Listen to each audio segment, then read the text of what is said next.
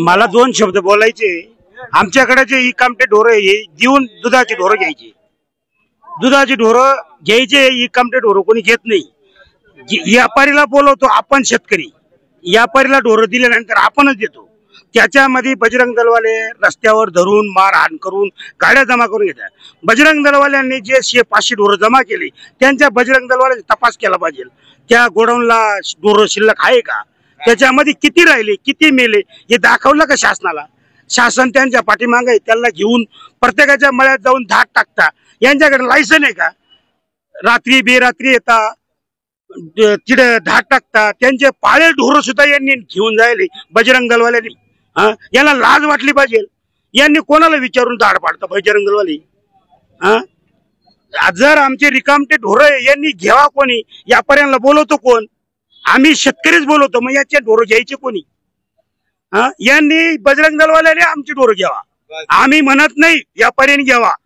बजरंग दलवाल्यांनी प्रत्येकाची ढोर इकरी आहे त्यांनी ते घेतले पाहिजे आणि त्यांनी चारा पाणी केलं पाहिजे 11 ढोरांचा। आमची जी अडी अडचण आहे रिकामट्या ढोरांची, ती रिकामट्या ढोरांची ही कोणी घ्यायची? तुम्ही घ्या, तुम्ही 10 पैसे आम्हाला द्या। 2 रुपयाला जाईल तर रुपयालाच घ्या तुम्ही, जे 10,000 रुपयाला जाईल ना ते 5,000 रुपयाला घ्या, अशी आमची नम्र विनंती। याच्यावर शासनाने निर्णय घ्यावा। शासन त्यांना पाठिंबा देतं, मग त्यांच्या मधले ढोर आहे कुठं? जे बजरंग दलवाल्यांनी जमा केले प्रत्येक गाडीमध्ये 10 ढोर 20 ढोरे, यांनी काय केले? हे आमचे रिकामटे ढोर घ्यायचे कोणी? व्यापाऱ्यांना येऊ देत नाही, तर शासनाने याच्यावर निर्णय घ्यावा। अधिवेशन चालू झालेलं आहे, असं मी 2 शब्द बोलतो। हॅलो, हे अडचण आलेली आहे याच्यामुळे की शेतकरी जवळ जे रिकामे ढोरे असते ते देऊन त्यांच्या नेहमी ओझा कमी होते। काय थोडेफार पैसे आम्हाला देऊन ते दुभत्या गाई आमच्याकडून घेते। आता हे आमच्याकडून कोणी हे रिकामे जित्रप घेत नाही, तर आम्ही त्यांच्याकडून घेतलेली। मग शेतकरीला अडचण राहिली ना, पाणी पाऊस अशा आहे, येते नाही येते। मग शेतकरी याच्यावर साईड बिझनेस म्हणून पोट भरतो। आता हे बंद केलेले आहे, रिकामटे जनावर घेऊ नाही, कोणी देऊ नाही, आणवा नाही, मग आमचे गाई कोणी घेवा?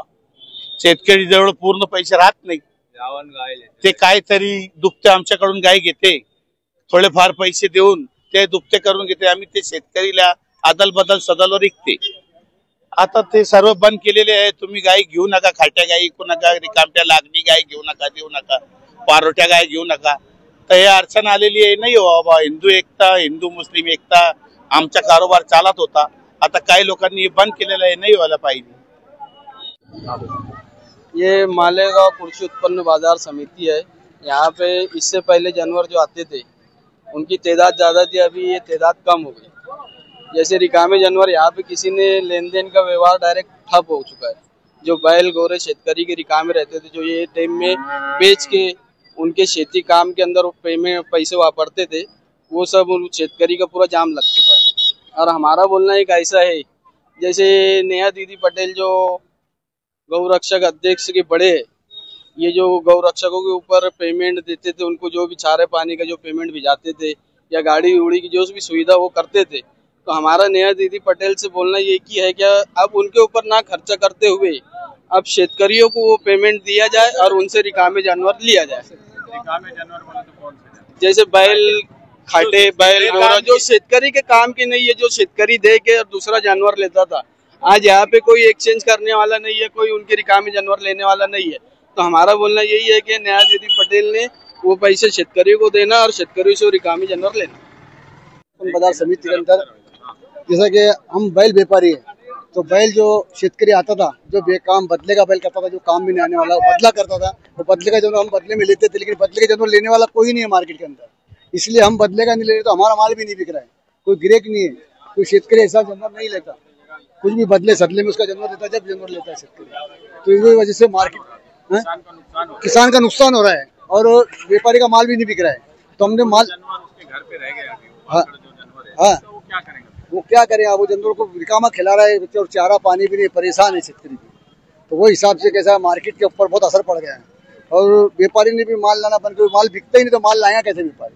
शेतकरी भी मार्केट में आते हैं, शेतकरी को बहुत परेशानी है इससे। हम कई शेतकरी हमसे बोल रहे हैं कि हम परेशान है, बदले का जानवर लेंगे तो हम बदले का जानवर लेंगे, लेकिन लेने वाला कोई नहीं। जिम्मेदार कौन है? कानून थोड़ा नरम करने होना या फिर क्या? थोड़ा इसके ऊपर हुकूमत ने ख्याल, शासन ने ख्याल देना चाहिए कि शेतकरी का भी कितना नुकसान है इसके अंदर। आमचा बजरंग दलवाले 20 ढोरं घरून घेऊन घेतलेली दाभाडीवरून पंढरपूरला मुंगसाला जमा होते ते ढोरं कुठे गेले बुवा असं चौकशी करायला पाहिजे मला. चौकशी केली आता ते 3 लाख रुपये 74,000 रुपये खावटी मागत आहे माझ्याजवळ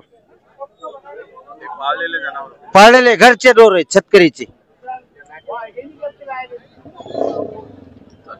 नमस्कार, आज गाय घ्यायला आलो तुम्ही मालेगाव मार्केटला। तर आमचे एक्सचेंज मध्ये थोडे जनावर होती, 2 लागणी गाय, काही एक पारोटी गाय होती। व्यापाऱ्यांना विचारलं तर व्यापारी डायरेक्ट नाही म्हणतायत की आम्ही बदल्याचा माल घेणार नाही। त्यांना मी कारण विचारलं ना घ्यायचं कारण काय बा, ते म्हणतात बजरंग दलवाले त्रास देता, आम्ही मार्केट बंद माल घेतो, बाहेर गेल्यावर ते बजरंग दलवाले गाड्या धरून घेतात, असं करता, मारता, हाणता। त्याच्यामुळे आमचे आता आमच्या गुरं कुठे टाकायची आम्ही, आमचा दुधाचा व्यवसाय आहे। दुधाच्या व्यवसायामुळे आम्हाला आता जनलेल्या गाई आता एक्सचेंज केल्याशिवाय तर जनलेल्या गाई घेता येत नाही ना आम्हाला। कसं काय घ्यायच्या जनलेल्या गाई? अरे व्यापारी लोक जर आमचे जनावर घेणार नाही तर मग गाई कसं काय घ्यायची आम्ही? ते जनावर टाकायचे कुठं? त्याच्या बजरंग दलवाल्यांनी आमचा काहीतरी निर्णय लावा, याच्यावर शासनाने काहीतरी निर्णय लावायचा। त्याचा आता आम्हाला काय, आता मी ते बजरंग दलवाल्यांना सांगावं लागेल की तुम्ही आम्हाला पैसे द्या, आम्हाला काही घ्यायचे आहेत, तेच करावं लागेल ना। आता व्यापारी तर नाही म्हणतायत, पण द्यायचे कोणाला ढोरं आमची?